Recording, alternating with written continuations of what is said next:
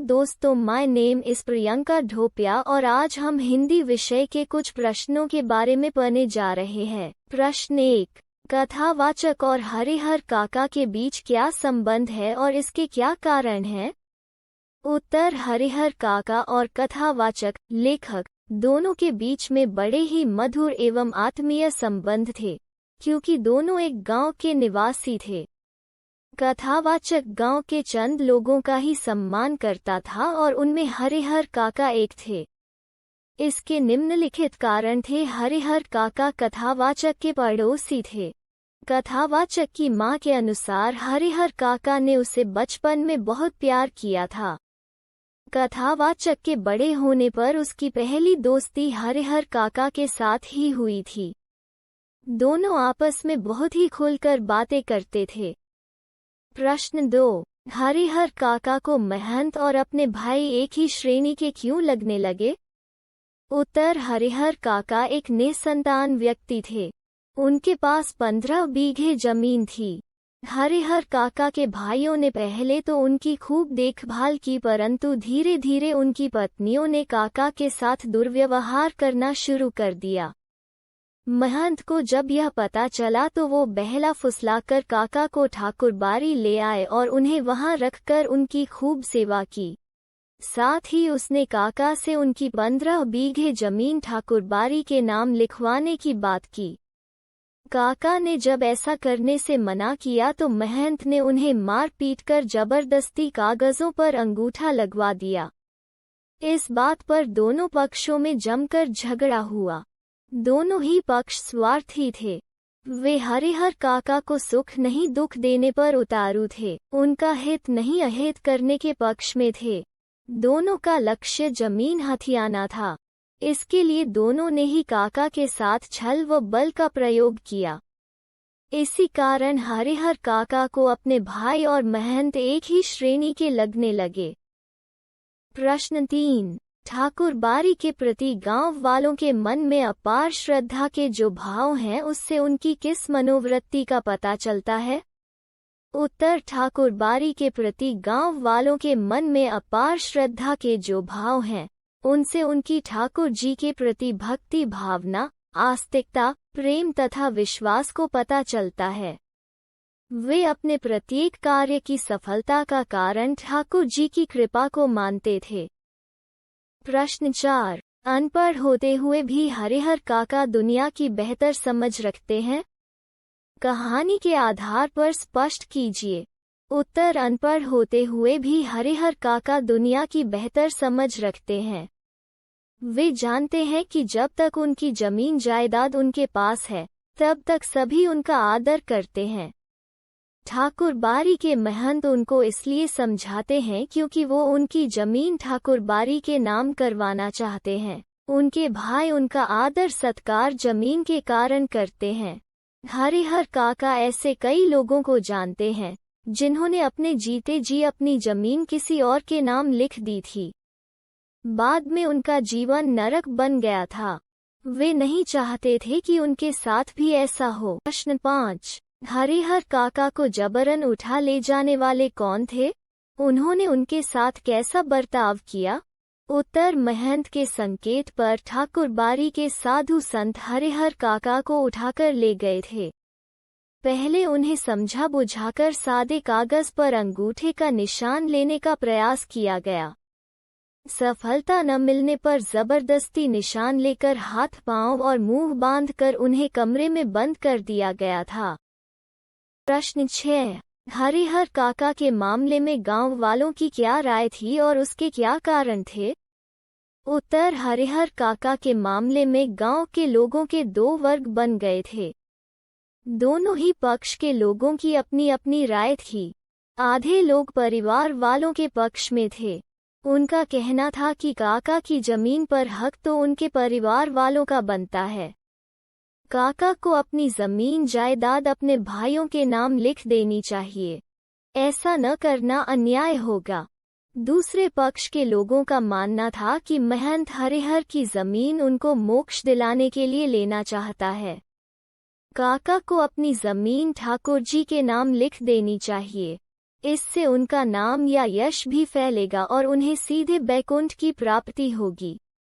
इस प्रकार जितने मुंह थे उतनी बातें होने लगीं। प्रत्येक का अपना मत था। इन सबको एक कारण था कि हरिहर काका विधुर थे और उनकी अपनी कोई संतान न थी जो उनका उत्तराधिकारी बनता। 15 बीघे जमीन के कारण इन सब का लालच स्वाभाविक था।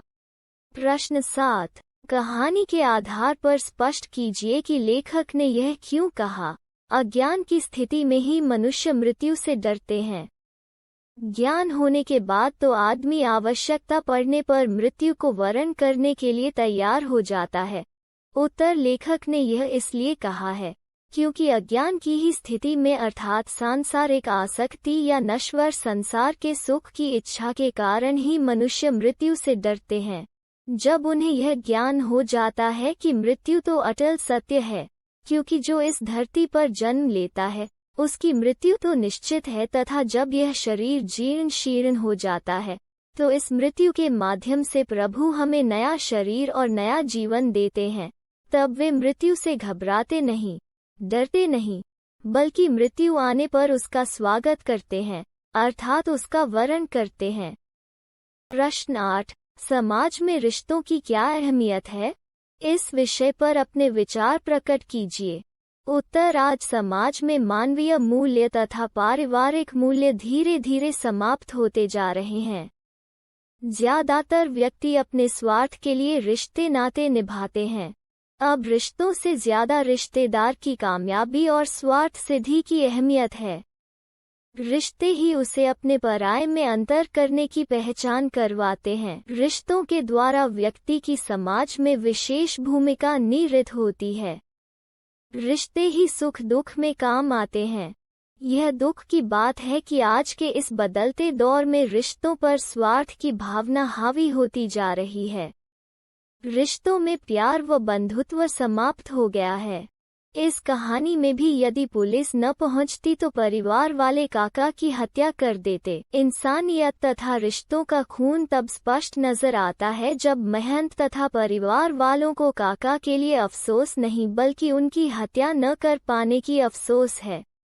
ठीक इसी प्रकार आज रिश्तों से ज्यादा धन दौलत को अहमियत दी जा रही है। प्रश्न 9। यदि आपके आसपास हरिहर काका जैसी हालत में कोई हो तो आप उसकी किस प्रकार मदद करेंगे? उत्तर, यदि हमारे आसपास हरिहर काका जैसी हालत में कोई हो तो हम उसकी सहायता निम्न प्रकार से करेंगे। सबसे पहले हम उसके घर वालों को समझाएंगे कि वे अपने पुनीत कर्तव्य के प्रति सचेत रहें। असहाय व्यक्ति की खान पान, रहन सहन, वस्त्र आदि की व्यवस्था समयानुसार करें। उसके परिवार के सदस्यों को समझाएंगे कि असहाय व्यक्ति की यदि तुम सहायता करोगे तो उसका फल तुम्हें अवश्य मिलेगा, अर्थात उनकी जमीन संपत्ति स्वतः ही तुम्हें मिल जाएगी। धूर्त महंत, पुजारी, साधु आदि की रिपोर्ट पुलिस में करेंगे और पुलिस को बताएंगे कि इनकी आंखों पर लालच का चश्मा लगा हुआ है। ये असहाय व्यक्ति की जमीन पर बलपूर्वक कब्जा करना चाहते हैं। भाइयों, महंत, साधु व पुजारियों की खबर मीडिया को देंगे ताकि उनका दुष्प्रचार हो सके। साथ ही सरकारी हस्तक्षेप से उन्हें अपने किए की सजा मिल सके। साथ ही हरिहर काका जैसे व्यक्ति को न्याय मिल सके। प्रश्न 10। हरिहर काका के गांव में यदि मीडिया की पहुंच होती तो उनकी क्या स्थिति होती? अपने शब्दों में लिखिए। उत्तर, हरिहर काका का जिस प्रकार से धर्म और घर अर्थात खून के रिश्तों से विश्वास उठ चुका था, उससे वे मानसिक रूप से बीमार हो गए थे। वे बिल्कुल चुप रहते थे, किसी की भी कोई बात का कोई उत्तर नहीं देते थे। वर्तमान दृष्टि से यदि देखा जाए तो आज मीडिया की अहम भूमिका है। लोगों को सच्चाई से अवगत करना उसका मुख्य कार्य है। जन संचार के द्वारा घर घर में बात पहुंचाई जा सकती है। इसके द्वारा लोगों तथा समाज तक बात पहुंचाना आसान है। यदि हरिहर काका की बात मीडिया तक पहुंच जाती तो शायद स्थिति थोड़ी भिन्न होती। वे अपनी बात लोगों के सामने रख पाते और स्वयं पर हुए अत्याचारों के विषय में लोगों को जागृत करते। हरिहर काका को मीडिया ठीक प्रकार से न्याय दिलवाती, उन्हें स्वतंत्र रूप से जीने की व्यवस्था उपलब्ध करवाने में मदद करती। जिस प्रकार के दबाव में वे जी रहे थे वैसी स्थिति मीडिया की सहायता मिलने के बाद नहीं होती।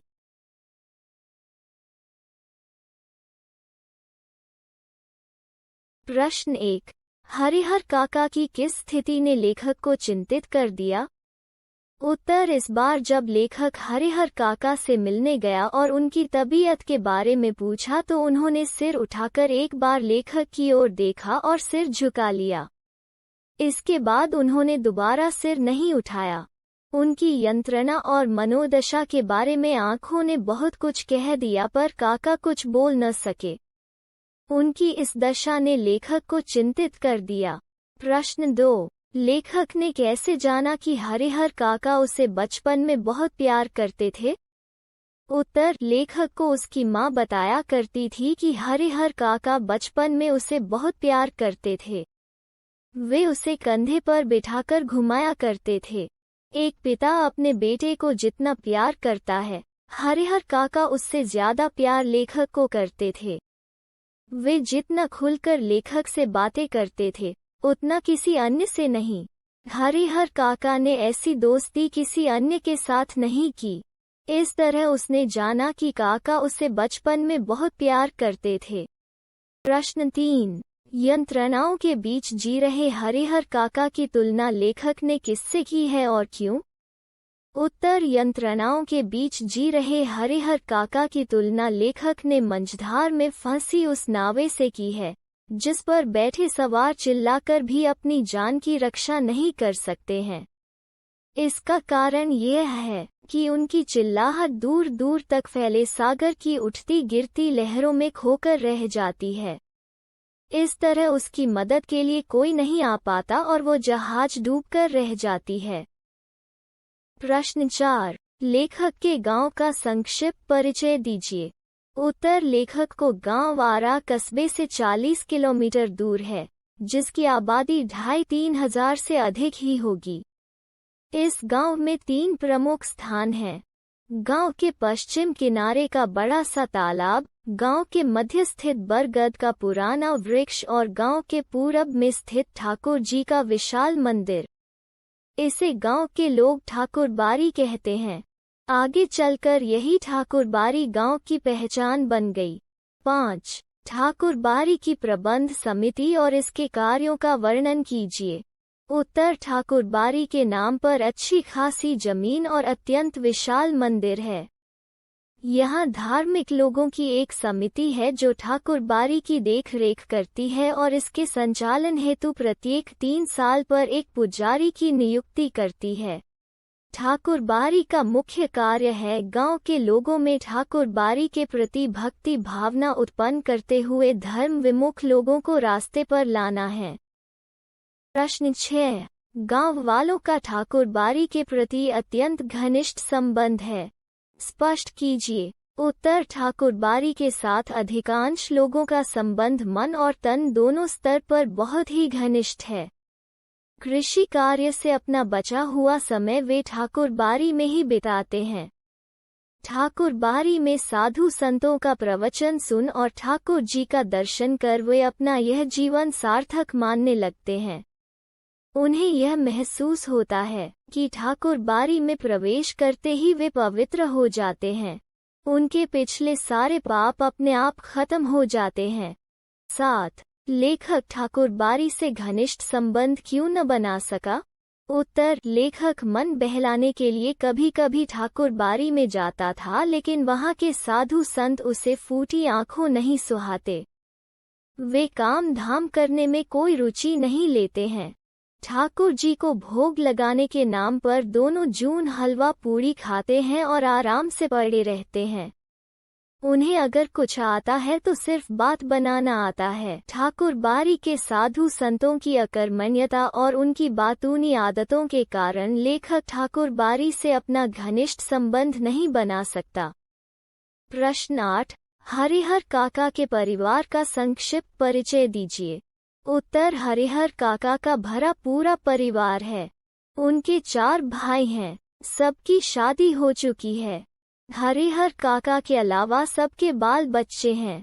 बड़े और छोटे भाई के लड़के काफी सयाने हो गए हैं। 2 की शादियां हो गई हैं। उनमें से एक पढ़ लिखकर शहर के किसी दफ्तर में क्लर्की करने लगा है। लेकिन हरिहर काका की अपनी देह से कोई औलाद नहीं। औलाद के लिए उन्होंने 2 शादियां की, लेकिन बिना बच्चा जने उनकी दोनों पत्नियां स्वर्ग सिधार गईं। प्रश्न 9। हरिहर काका के भाइयों द्वारा अपनी पत्नियों को क्या सीख दी गई? उनके व्यवहार में क्या बदलाव आता गया? उत्तर। हरिहर काका के तीनों भाइयों ने अपनी पत्नियों को यह सीख दी थी कि हरिहर काका की अच्छी तरह सेवा करें, समय पर उन्हें नाश्ता खाना दें, किसी बात की तकलीफ न होने दें। कुछ दिनों तक वे हरिहर काका की खोज खबर लेती रहीं। फिर उन्हें कौन पूछने वाला? ठहर चौका लगाकर पंखा झलते हुए अपने मर्दों को अच्छे अच्छे व्यंजन खिलाती। हरिहर काका के आगे तो बची खुची चीजें आती। कभी कभी तो हरिहर काका को रूखा सूखा खाकर ही संतोष करना पड़ता। प्रश्न 10। अपने भाइयों के परिवार के प्रति हरिहर काका के मोहभंग की शुरुआत कैसे हुई? उत्तर। कभी हरिहर काका की तबीयत खराब हो जाती तो वो मुसीबत में पड़ जाते। इतने बड़े परिवार के रहते हुए भी कोई उन्हें पानी देने वाला तक नहीं था। बच्चे या तो पढ़ लिख रहे होते या धमाचौकड़ी मचाते। भाई खेतों पर गए रहते और औरतें हाल पूछने भी नहीं आती। दालान के कमरे में अकेले पड़े हरिहर काका को स्वयं उठकर अपनी जरूरतों की पूर्ति करनी पड़ती।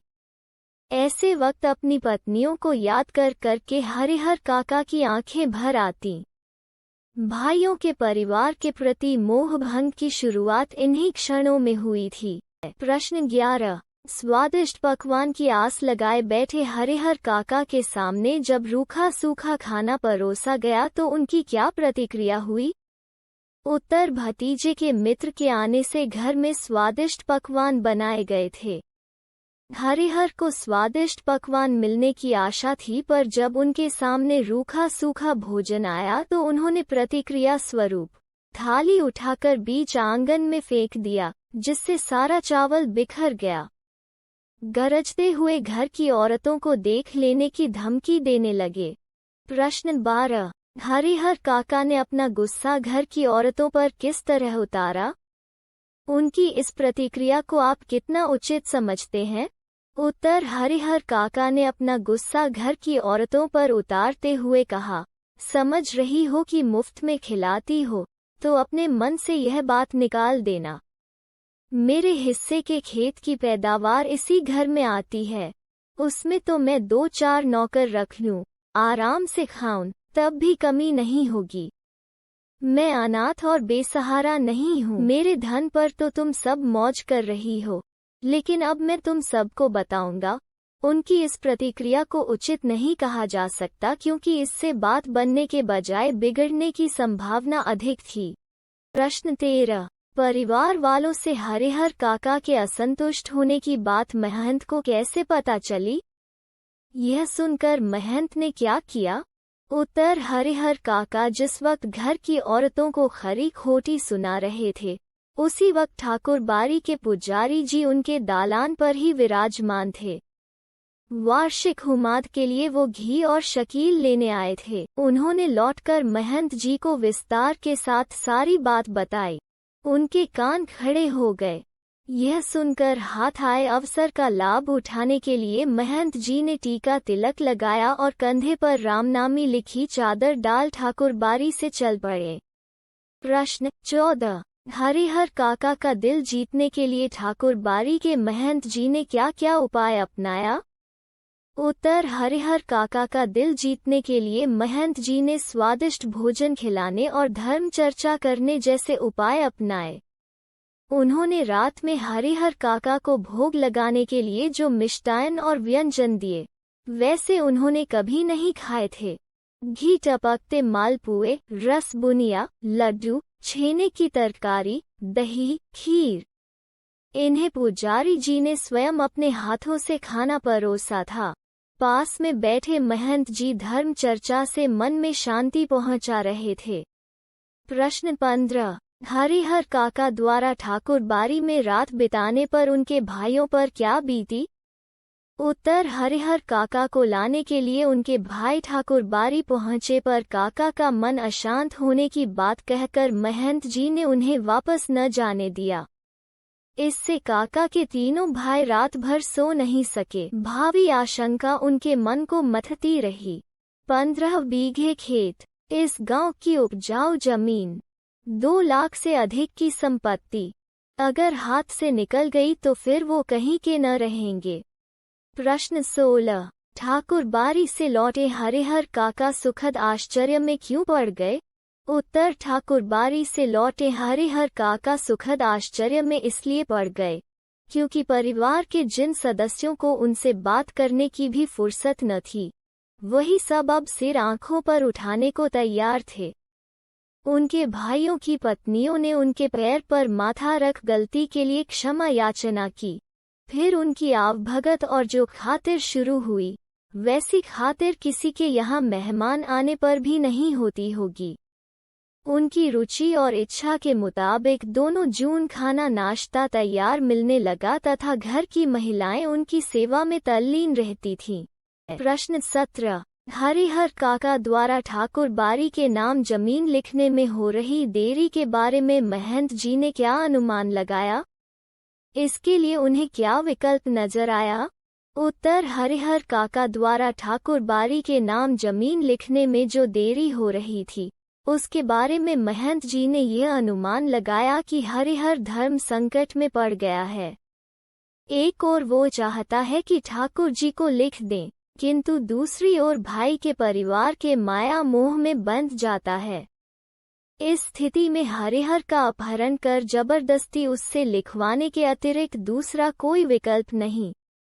बाद में हरिहर स्वयं राजी हो जाएगा। प्रश्न 18। महंत जी ने हरिहर काका का अपहरण किस तरह करवाया? उत्तर। हरिहर काका से उनकी जमीन का वसीयत करवाने के लिए महंत जी ने उनके अपहरण का रास्ता अपनाया। इसके लिए आधी रात के आसपास ठाकुर बारी के साधु संत और उनके पक्षधर भाला, आंडासा और बंदूक से लैस एकाएक हरिहर काका के दालान पर आ धमके। हरिहर काका के भाई इस अप्रत्याशित हमले के लिए तैयार नहीं थे। इससे पहले कि वे जवाबी कार्रवाई करें और गुहार लगाकर अपने लोगों को जुटाएं, तब तक ठाकुर बारी के लोग उनको पीठ पर लादकर चंपत हो गए। के बारे में बने जा रहे हैं। हरिहर काका को छुड़ाने में असफल रहने पर उनके भाई क्या सोचकर पुलिस के पास गए? उत्तर। हरिहर काका के भाई उन्हें ठाकुर बारी से छुड़ा पाने में असफल रहे तो वे यह सोचकर पुलिस के पास गए कि जब वे पुलिस के साथ ठाकुर बारी पहुंचेंगे तो ठाकुर बारी के भीतर से हमले होंगे और साधु संत रंगे हाथों पकड़ लिए जाएंगे। लेकिन ऐसा कुछ भी नहीं हुआ। ठाकुर बारी के अंदर से एक रोड़ा भी बाहर नहीं आया। शायद पुलिस को आते हुए उन्होंने देख लिया था। 20। पुलिस द्वारा ठाकुर बारी के कमरे से मुक्त कराए गए काका ने वहां के महंत, पुजारी और साधुओं की किस असलियत से परिचित कराया? उत्तर। पुलिस ने जब हरिहर काका को ठाकुर बारी के एक कमरे से निकालकर बंधन मुक्त किया और उनके मुंह में ढूंसा कपड़ा निकाला तो हरिहर काका ने ठाकुर बारी के महंत, पुजारी और साधुओं की काली करतूतों का पर्दाफाश करना शुरू किया कि वो साधु नहीं, डाकू, हत्यारे और कसाई हैं। वे उन्हें इस रूप में कमरे में बंद कर गुप्त दरवाजे से भाग गए। इसके अलावा उन्होंने कई सादे और लिखे हुए कागजों पर जबरन उनके अंगूठे के निशान लिए ताकि जमीन जायदाद पर कब्जा कर सकें। प्रश्न 21। ठाकुर बारी से छुड़ाकर लाए गए हरिहर काका की सुरक्षा के लिए उनके भाइयों ने क्या क्या प्रबंध किए? उत्तर। ठाकुर बारी के महंत हरिहर काका को बलपूर्वक अपने साथ न ले जा सके। इसे रोकने और उनकी सुरक्षा के लिए उनके भाइयों द्वारा अपने रिश्ते नाते में जितने सूरमा थे, सबको बुला लिया गया था। हथियार जुटा लिए गए थे। 24 घंटे पहरे दिए जाने लगे थे। अगर किसी आवश्यक कार्यवश काका घर से गांव में निकलते तो 4-5 की संख्या में हथियारों से लैस लोग उनके आगे पीछे चलते रहते और रात में आधे लोग सोते तो आधे लोग जागकर पहरा देते रहते। प्रश्न 22। ठाकुर बारी से छुड़ाकर लाए गए हरिहर काका अपने घर के किस वातावरण से अनजान थे? उत्तर, ठाकुर बारी से छुड़ाकर लाने के बाद अपने ही घर में हरिहर काका के बारे में नया वातावरण तैयार हो रहा था। उन्हें ठाकुर बारी से जिस दिन वापस लाया गया था उसी दिन से उनके भाई और रिश्ते नाते के लोग समझाने लगे थे कि विधिवत अपनी जायदाद वे अपने भतीजों के नाम लिख दें। वो जब तक ऐसा नहीं करेंगे तब तक महंत की गिद्ध दृष्टि उनके ऊपर लगी रहेगी। प्रश्न 23। परिवार वालों द्वारा जमीन उनके नाम लिखने की बात पर हरिहर काका की क्या प्रतिक्रिया होती? उत्तर, महंत द्वारा पुनः काका का अपहरण करके जमीन जायदाद ठाकुर बारी के नाम कर देने के भय से मुक्ति पाने के लिए हरिहर काका के परिवार वाले बार बार उनसे जमीन जायदाद परिवार वालों के नाम लिखने के लिए कहते। इस बात पर हरिहर काका साफ नकार जाते। वे कहते, मेरे बाद तो मेरी जायदाद इस परिवार को स्वतः मिल जाएगी, इसीलिए लिखने का कोई अर्थ नहीं। महंत ने अंगूठे के जो जबरन निशान लिए हैं उसके खिलाफ मुकदमा हमने किया ही है। प्रश्न 24। हरिहर काका के भाइयों और ठाकुरारी के साधु संतों के व्यवहार में कोई अंतर नहीं था, स्पष्ट कीजिए। उत्तर, जब हरिहर काका ने अपने भाइयों के कहने पर अपनी जमीन जायदाद उनके नाम नहीं किया तो उनके भाइयों ने उनके साथ बहुत जुल्म अत्याचार किया और जबरन अनेक कागजों पर उनके अंगूठे के निशान लिए। इसके अलावा उन्हें खूब मारा पीटा तथा उनकी कोई भी दुर्गति बाकी नहीं छोड़ी। अगर और थोड़ी देर तक पुलिस नहीं आती तो वो उन्हें जान से मार देते। इससे स्पष्ट है कि हरिहर काका के भाइयों और ठाकुर बारी के साधु संतों के व्यवहार में कोई अंतर नहीं था। प्रश्न 25। हरिहर काका की मृत्यु के बाद उनकी जमीन जायदाद पर कब्जा करने के लिए उनके भाइयों ने क्या योजना बना रखी थी? उत्तर, हरिहर काका की मृत्यु के बाद उनकी जमीन पर कब्जा करने के लिए उनके भाई अभी से इलाके के मशहूर डाकू बुटन सिंह से बातचीत पक्की कर ली। हरिहर के 15 बीघे खेत में से 5 बीघे बुटन लेगा और दखल करा देगा। इससे पहले भी इस तरह के 2-3 मामले बुटन ने निपटाए हैं।